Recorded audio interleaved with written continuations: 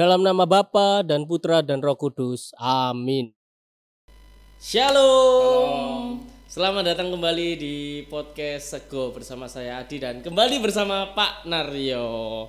Nah, untuk kesempatan kali ini kita akan membahas tentang BKSN. Apa itu BKSN? Nanti akan dijelaskan oleh Pak Naryo karena kita sudah memasuki di bulan September. Pak Naryo, apa kabar Pak? Baik, puji Tuhan, sehat, baik semua, Mas Adi. Amin, mantap.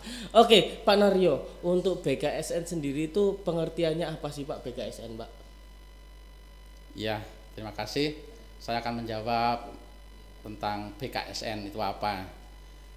BKSN atau Bulan Kitab Suci Nasional itu adalah suatu tradisi di mana tradisi tersebut selalu dilaksanakan atau dilakukan oleh seluruh umat Katolik setiap bulan September.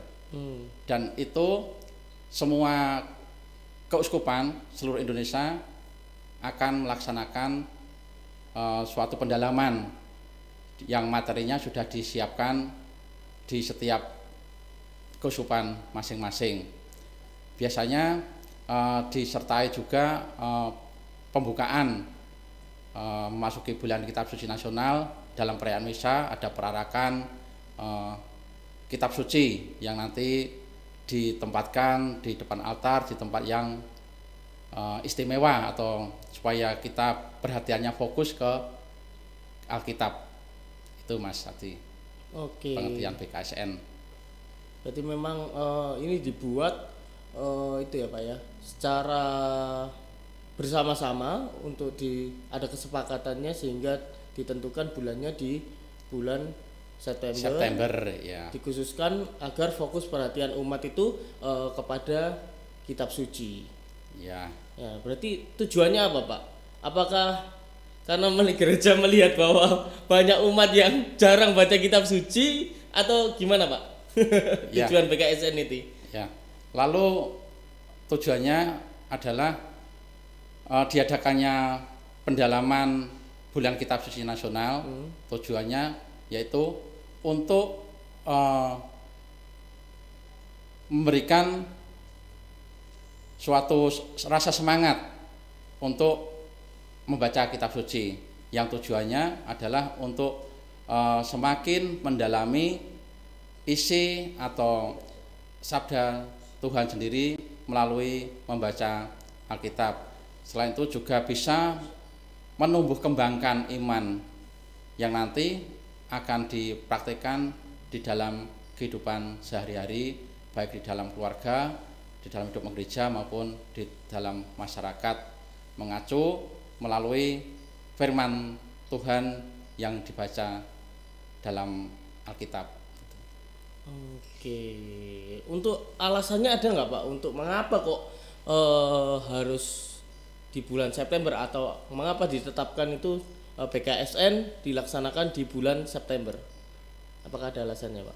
Ya, ada alasannya Mas Adi. Oke. Ya, alasannya kita menunjuk pada Konsili Vatikan kedua bahwa pada saat itu terjadilah suatu penetapan sekitar tahun 1977 itu sudah ditetapkan bahwa semua uskup menetapkan untuk 1 bulan atau minggu pertama itu ditetapkan sebagai pendalaman kitab suci, diantaranya adalah bulan September dan pada minggu pertama. Itu alasannya diadakannya karena ada patokannya atau acuannya. Kita melihat pada yang telah ditetapkan oleh para uskup di seluruh Indonesia. Oke, jadi latar belakang dari adanya BKSN ini dari Konsili Vatikan kedua ya Pak? Ya, yang mengacu pada Majelis Agung atau KBI, Konferensi Wali Gereja Indonesia ya.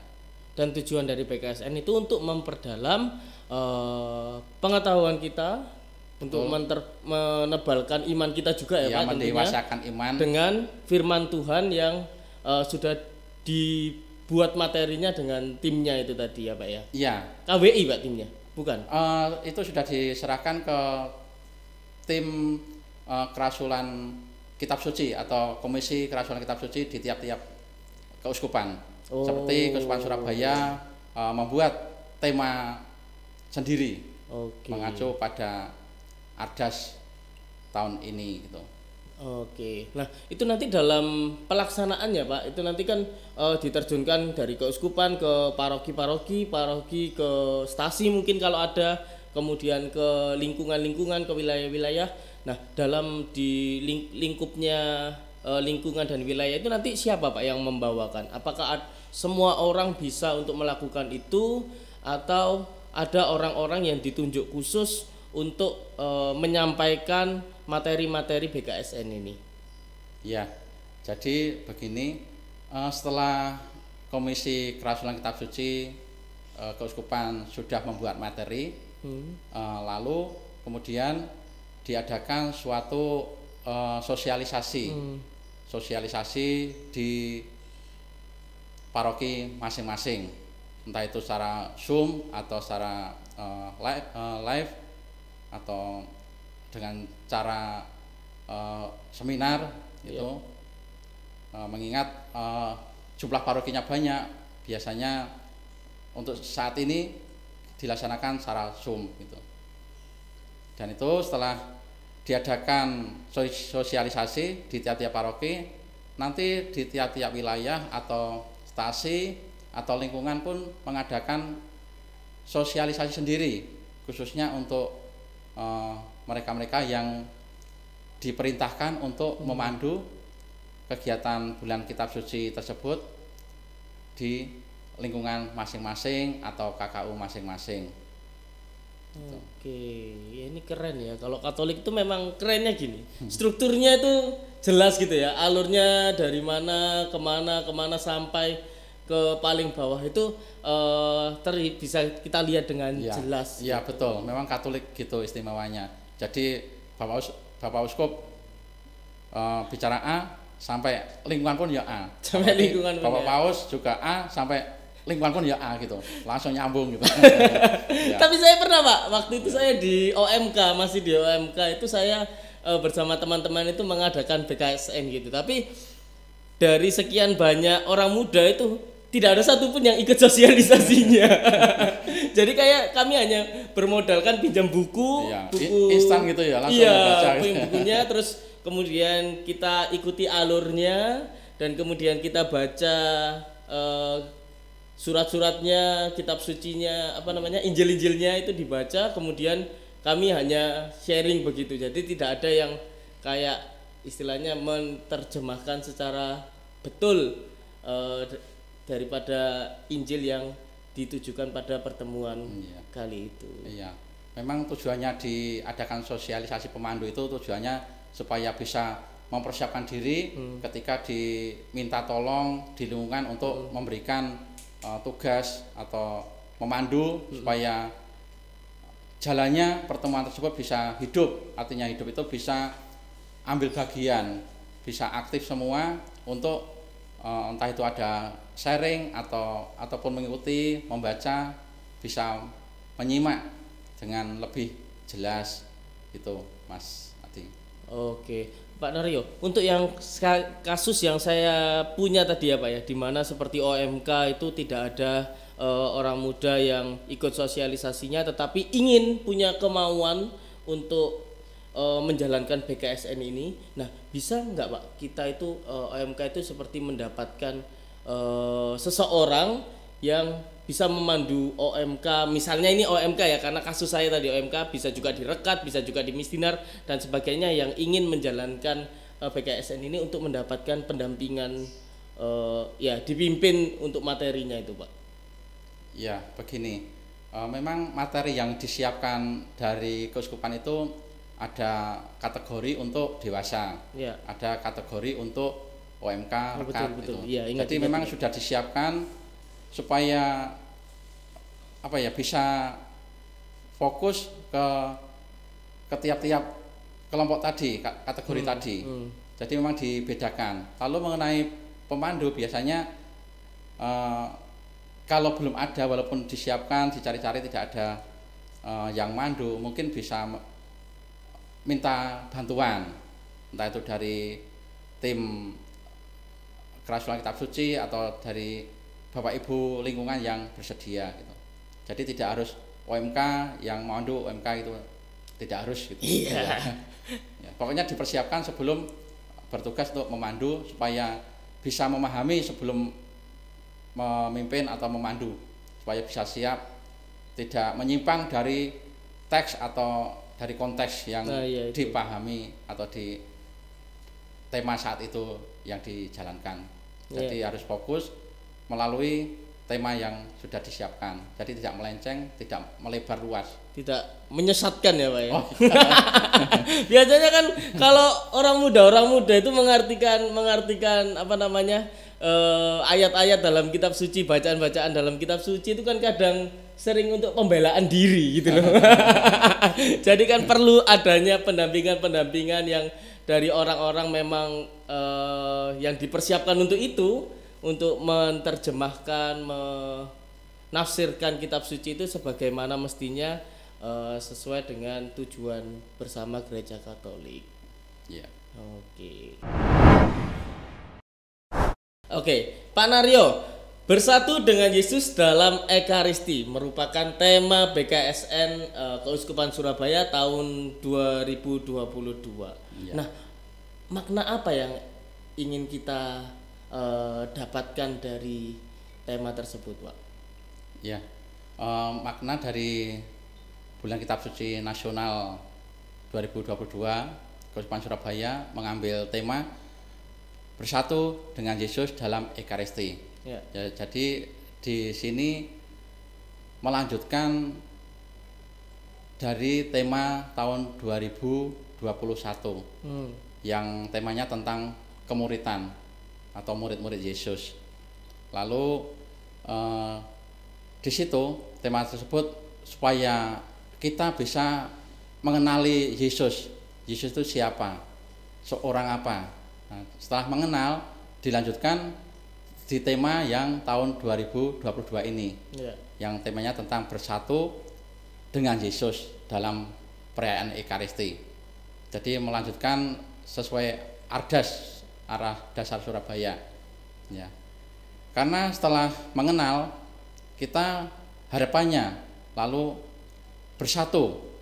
Nah, setelah bersatu, paling tidak kita menjalankan atau mengikuti perayaan Ekaristi.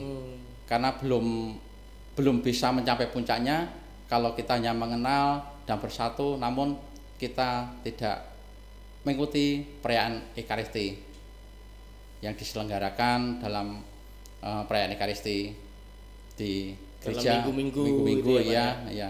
Banyak ada perjamuan perayaan Ekaristi ya. Gitu. Oke, supaya orang yang ikut Ekaristi yang tiap minggu itu bukan hanya menjadi rutinitas ya Pak ya, tetapi penghayatan terhadap Ekaristi itu sendiri bisa dipahami, bisa dimengerti oleh umat dengan adanya BKSN ini sebagai wadah untuk sosialisasi daripada pemaknaan Ekaristi itu sendiri. Iya, karena di situ kita di dalam merayakan perayaan Ekaristi kita memang diundang oleh Tuhan sendiri. Kita diundang dan nantinya kita diajak untuk mengenangkan peristiwa ketika Yesus memecah-mecahkan roti dan membagikan kepada para murid. Jadi kita itu mengenang dan mengulangi lagi dan selalu berdaya dan baru lagi gitu. Ya. Jadi melalui perayaan Ekaristi kita dimampukan untuk mengikuti secara baru atau kita mengulang atau mengenang kembali peristiwa yang dilakukan Yesus ketika melayani para murid. Ya. Oke, dalam BKSN tahun 2022 ini bacaan yang diambil berasal dari Injil Lukas. Ya. Nah, apa yang menarik Pak dari Injil Lukas ini? Ya. yang nantinya akan disampaikan kepada umat di lingkungan-lingkungan, di stasiun-stasiun. Iya. Kalau dipaparkan secara per tema atau setiap pertemuan memang panjang sekali. Iya. Jadi mungkin intinya saja Injil Lukas memberikan pengetahuan kepada kita bahwa penulis Lukas mengenalkan Yesus dan apa yang dilakukan Yesus ketika perjamuan Paskah, pesta Paskah, lalu ketika perjamuan terakhir dan Yesus sebagai pelayan dan Yesus menghadirkan Tuhan sendiri. Nah, itu kita akan tahu nanti ketika kita mengikuti pendalaman BKSN di tiap-tiap lingkungan. Itu. Jadi kita lebih mengenal Yesus melalui Lukas. Oke, berarti yang hendak diangkat dari Injil Lukas adalah tentang mengenalkan sifat pelayan Yesus ya Pak ya, sikap pelayan Yesus yang mau melayani umat-umatnya. Iya. Oke, dan itu sepertinya pesan juga untuk para petinggi-petinggi di negara Konoha ya kan ya. Supaya bisa memberikan pelayanan kepada masyarakat itu bisa lebih baik lagi seperti yang ada di Indonesia kan sudah sangat baik sekali ya Pak ya di Indonesia ya. Ya. Oke, jadi untuk ya petinggi-petinggi Konoha yang beragama Katolik ya jangan lupa ikut BKSN ya. Rapat-rapat petinggi memang penting, BKSN juga penting. Oke. Nah, ini untuk keterkaitannya Pak, apakah sama Pak dengan yang sudah saya sampaikan tadi, keterkaitan antara Injil ini dengan kehidupan yang saat ini? Apakah gereja saat ini mengambil Injil Lukas dengan mengangkat pelayanannya, cerita pelayanan Yesusnya itu, karena zaman sekarang banyak yang tidak mau melayani. Ya. Silakan dijelaskan Pak. Ya. Yang pertama, keterkaitannya dengan kehidupan saat ini. Ya memang kondisi saat ini kita masih dalam masa normal atau sedikit demi sedikit kita menghilangkan rasa takut kita, yaitu dengan adanya pandemi yang kurang lebih 3 tahun ini Mas. Memang selama pandemi untuk mengikuti perayaan Ekaristi bukannya terganggu tapi kayaknya kurang nyaman karena harus melalui live streaming atau daring, atau karena kita dibatasi juga tatap muka. Itu juga kaitannya dengan rasa semangat kita dalam mengambil Injil Lukas tadi. Tujuannya supaya kita itu rindu akan Ekaristi, rindu akan tubuh dan darah Kristus yang kita terima secara rohani. Ya. Kalau secara ikuti live streaming tentu hati itu kurang puas, kurang mantap. Namun tidak mengenai rasa hormatnya kepada Tuhan Yesus sendiri ketika membagikan tubuhnya sebagai penyelamat kita, telah mengorbankan dirinya dan bangkit kembali untuk kita semua. Yaitu keterkaitannya dengan saat ini kita memang rindu akan tubuh dan darah Kristus, yaitu melalui mengikuti perjamuan atau perayaan Ekaristi. Begitu Mas Adi. Oke, berarti keterkaitannya berkaitan dengan masa pandemi yang tadi disampaikan membatasi kita dalam mengikuti Ekaristi ya Pak ya, sehingga dengan pengangkatan Injil Lukas ini dengan situasi yang sekarang sudah boleh untuk tatap muka ya, harapannya adalah supaya umat ini tidak cari alasan-alasan untuk misa online. Iya, betul. Ya biasanya muda-muda itu loh Pak. Kadang sampai saat ini masih ada beberapa umat yang masih mencari channel YouTube yang streaming itu karena paroki kita masih ini enggak ya? Masih streaming enggak ya? Enggak ya kan? Sudah, iya. Jadi tidak ada streaming untuk misa di Paroki Santa Monica Krian. Oke, Pak Naryo, untuk pelaksanaan BKSN sendiri ini kan dilakukan dalam lingkungan ya Pak ya? Iya, lingkungan KKU juga ya. Nah itu sering juga Pak ada yang ya umat-umat yang nakal itu dari negara Konoha itu yang apa namanya, yang penting kan doa, yang penting kan BKSN, yang penting fotokopi buku BKSN-nya kemudian didalami sendiri di rumah masing-masing secara individu. Nah itu apakah sah atau kita sebaiknya mendalami BKSN ini secara komunal Pak? Ya, memang BKSN selama ini dilakukan secara bersama-sama atau secara kelompok, mengacu atau menunjuk pada sabda Tuhan Matius 18:20. Waduh. Ya, Jelas saya tidak hafal. Apa Ya. itu Pak? ya. Karena sebab di mana 2 atau 3 orang berkumpul, aku di tengah-tengah mereka. Jadi kalau kita melaksanakan kegiatan BKSN tentu saja kita bersama-sama, paling tidak satu keluarga lah. Ya, kalau sendiri nanti malah membaca saja akhirnya ngantuk, ya bisa ngantuk, bisa tidak selesai ditinggal. Jadi paling tidak keluarga atau KKU. Dan ini diusahakan supaya di paroki Santa Monica Krian ini bisa satu lingkungan, bisa bersatu supaya bisa hidup dalam pembekalan pendalaman iman BKSN tahun ini. Harapannya memang bersama-sama. Jadi pribadi itu kurang apa ya? Kurang layak istilahnya. Kita tidak bisa berbagi, tidak bisa saling membangun, mengisi atau menularkan pengalamannya kepada sesama. Jadi diusahakan secara bersama-sama. Itu menunjuk pada Matius 18:20. Lalu menunjuk lagi jemaat perdana. Nah, ketika gereja pertama dibangun memang selalu berkumpul, berdoa, memecahkan roti. Nah, itu pun mengajarkan kita supaya kita berkumpul untuk berdoa, memecahkan roti bersama. Jadi saling komunikasi untuk saling membangun, mengisi dan melengkapi segala kekurangannya. Hanya satu yang saat ini memang masih dirasa kurang bisa dihayati, kurang bisa dimengerti atau belum bisa dilaksanakan, yaitu kalau meneladan jemaat perdana, kepunyaanmu adalah kepunyaanku. Nah, ini sangat berat sekali. Iya. Kepunyaanku masih merasa kepunyaanku sendiri. Iya.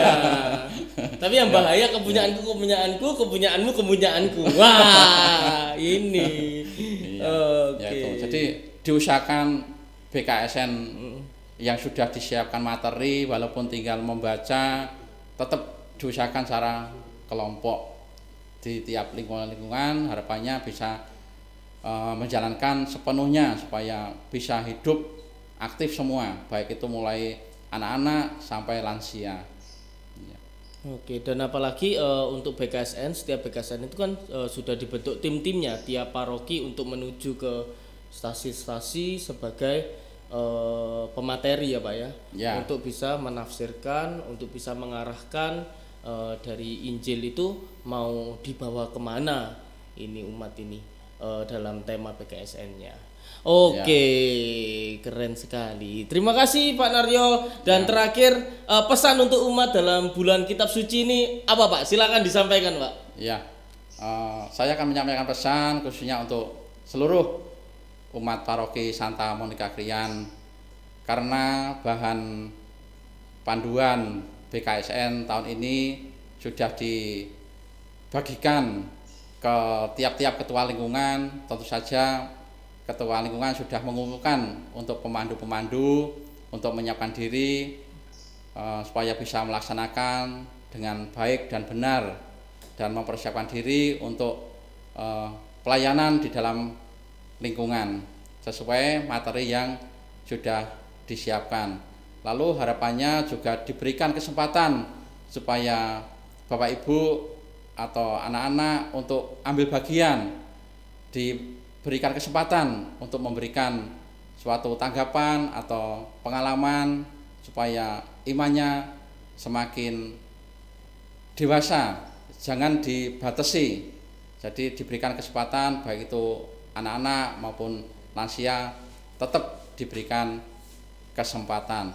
Lalu saya pesan yang kedua supaya kegiatan BKSN di lingkungan juga bisa berjalan sesuai tema tahun ini, yaitu bersatu dengan Yesus dalam Ekaristi, yang nantinya tentu saja bisa membuahkan hasil, membuahkan kualitas yang sangat luar biasa, khususnya di